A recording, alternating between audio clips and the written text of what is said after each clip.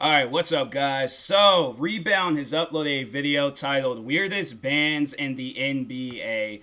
I don't think, even though it's not the NBA, I don't think anything could get as weird as when Marshawn Lynch was just getting he didn't get banned, but he was out there getting fined for some dumb stuff. But yeah, I just think that was probably to me like when that's when I was just all like, bro, what is these like people doing? But I don't know. Let's see if NBA can top what the NFL was doing to Marshawn Lynch. But guys, if you haven't, make sure you go subscribe to Rebound. Hey yo, Rebound, they're slowly growing in these subscribers. So I'm saying, guys, go subscribe to them, go show them love, go show them support. Do what you can. It would be greatly appreciated from them and myself. Also subscribe to me because it is helpful. But anyways, let's get into this video. You already know you got Mark Cuban in the back. You already know he's gonna get fined or banned for something. When straws get banned from the NBA, you know things are starting to get weird. But strangely, that's not even the weirdest thing the NBA has banned. Oh, yeah. Well, I know with the NFL, they did ban Beats by Dre headphones. And they was like, if you are caught wearing Beats by Dre headphones, then you would get fined because they got like this new sponsorship thing with Bose headphones.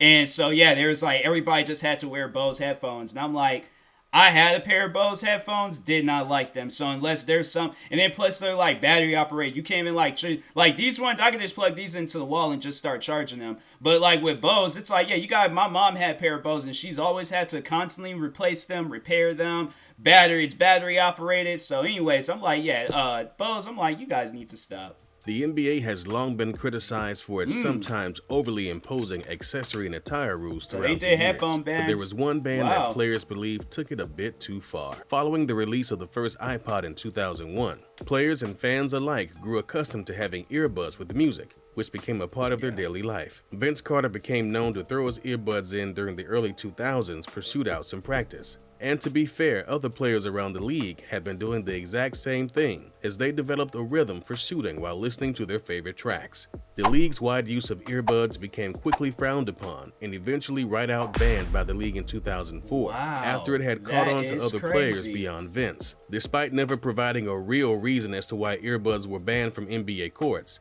the ban can still be noticed today. While you'll still see your favorite NBA players wearing their most expensive pair of headphones as they go through the tunnel, you'll never see them wearing them when they hit the court. After leading a 7-season career in the NBA. I guess like, because I had like a job that was like, it was my old cafe job that I worked at. So there's like, on the work floor, you're not allowed to wear headphones because you can like run or bump into somebody and then some hot grease can pour on you.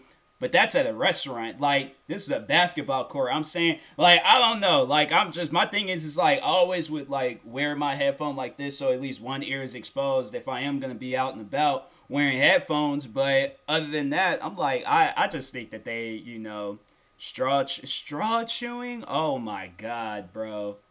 Caron Butler suddenly became the center of NBA news after getting caught chewing straws in a game in 2010. His habit had not been a new one.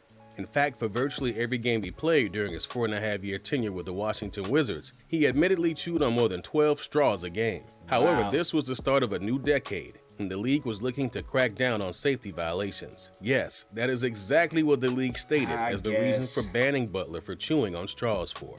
The ban. Yeah, like he could potentially like choke on them and things, but I'm like, still, really? Banning straw chewing? Oh my God. Which went fairly viral for good reason. Received a hilarious amount of rightly deserved criticism from Butler's loyal Dallas Maverick fans. A Dallas local sports radio talk show host organized a fan-wide event that included having fans show up to the next Mavericks game bearing plenty of straws. He's actually so into straw chewing that he even has his favorite fast food restaurant straws, which he says is either McDonald's or Burger King, because they are the thickest. Although when he's looking to treat himself to a quality straw, he'll go to the Cheesecake Factory, where they apparently have real quality to the thickness. More recently during this season, players have just recently been informed they will no longer be able to wear ninja-style headbands. As the name entails, the headbands look like something out of a Bruce Lee movie and have been worn by LeBron James, Jimmy Butler, Maurice Harkless, and many more. The ban came shortly after the league realized that despite the headbands bearing the NBA logo, they are not an NBA-approved accessory. NBA spokesman Mike Bass spoke of the ban, saying, When some players began wearing them last season, we didn't want to cause a disruption by intervening mid-season, but we notified our teams in May that they would not be a part of this season's uniforms. The ninja-style headwear is not a part of the NBA uniform and hasn't been through the league approval process. Teams have raised concerns regarding safety and consistency of size, length, and how they are tied, which requires a thorough review before consideration of any rule change. The band received some quick pushback from 76ers forward Mike Scott, who claimed Nike was behind the change after claiming the look was unprofessional.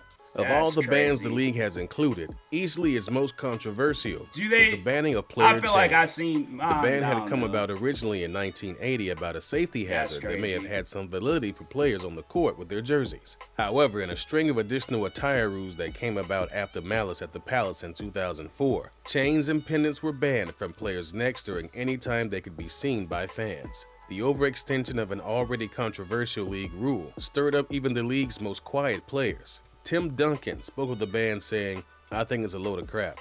I understand what they're trying to do with forbidding hats and do-rags and retro jerseys and stuff.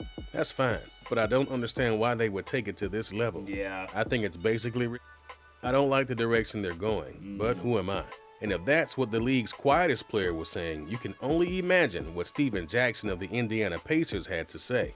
Jackson had been a part of the Malice at the Palace incident alongside Ron Artest as they had gotten into a brawl with Detroit Pistons fans. And Jackson spoke of the ban saying, "I think it's a racist statement because a lot of the guys who are wearing chains are my age and are black. I wore my jewelry today to let it be known that I'm upset with it. I'll wear a suit every day. I think we do need to look more professional because it is a business. A lot of guys have gotten sloppy with the way they dress. But it's one thing to enforce a dress code, and it's another thing if you're attacking cultures. And that's what I think they're doing." Despite his crazy antics and often blatantly obscene rhetoric, Jackson may have finally made a valid point. A shame it was about a rule that was instituted as a result of his behavior on the court. Called the greatest move of all time by NBA commentators witnessing the move for the first time. Because they did, they banned Marshawn Lynch, and he would grab. So pretty much like for those that don't watch football, so there's a player, Marshawn Lynch, I'm pretty sure if you don't watch football, you know who he is. But so anyways, so Marshawn Lynch, he when he would be running in for a touchdown, he'll turn around and face the opposite team, will grab his crotch and flex his arm and just fall backwards. And they got him they fined him for that. And I think there's just they banned that you can't do that. So I guess I can understand that, maybe for the kids' sake, but it's just something that's it is kind of weird and dumb. Move being referred to as not a beautifully finished layup or crossover, but a celebration move called the Big Balls Dance. Failing to ever build a great reputation despite winning 3 championships, Sam Cassell goes to bed knowing his legacy involves starting one of the greatest NBA celebration trends of all time. The move involves players dropping their hands to the groin area while making a cup shape with each hand to symbolize their big. After first putting the move on display in the early 2000s, it quickly caught on to even the league's prominent players like Kobe Bryant, Goran Dragic, and Andre Iguodala, who have all been caught on film doing it at some point of their career. Ironically, when Cassell first did the dance after sinking a big shot, he actually suffered an avulsion fracture on his hip. Crazy enough, the injury was severe enough to bench him for the rest of the playoffs and has been regarded as one of the biggest reasons the Timberwolves fell short to the Lakers during that year's Western Conference Finals. Head coach of the Timberwolves at the time, Flip Saunders, talked about his injury saying, "We lost the championship by that. When Cassell did that, he had an avulsion fracture in his hip. From that perspective, I've always been against that type of thing." The move was never officially banned until punitive action was taken in 2011 when Josh Smith was fined $25,000 for doing it during a mid-season game against the New York Knicks.